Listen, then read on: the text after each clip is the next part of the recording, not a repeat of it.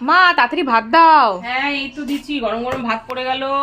আজকে অনেক মেনু, আজকে দেখিস ভাতটা কমই দিলাম। আজকে ভাতের থেকে মনে হয় তরকারি মাছ সবকিছু বেশি হয়ে যাবে। মেনু তো সবসময় বেশিই থাকে। হ্যাঁ রান্নাঘরে গেলে না এই রান্না করতে করতে সব অনেক মেনুই হয়ে যায়। প্রথমেই দিয়ে দিলাম পেঁয়াজ আর একটা কাঁচা লঙ্কা, দিয়ে দিলাম নিম বেগুন। এখন নিম পাতা কচি কচি পাওয়া যাচ্ছে, এখন নিম বেগুন আমার মেনুতে তো থাকবেই। দিয়ে দিলাম মূলোর শাক, দিয়ে দিলাম ফুলকপি ভাজা, কাতলা মাছের তেল পটকা এনেছিল, পেঁয়াজ রসুন দিয়ে ভাজা ভাজা করে করেছি। দিয়ে দিলাম একটা ডিমের অমলেট, দিয়ে দিলাম গাঠি কচুর একটা নিরামিষ তরকারি। আজকে তোপসে মাছ করেছি, এই বছরের ফার্স্ট তোপসে মাছ, শুধু আলু দিয়ে একদম পাতলা করে করেছি। শেষে একটু ঝোলও দিয়ে দিলাম। শেষ পাতে দিয়ে দিলাম টমেটোর চাটনি।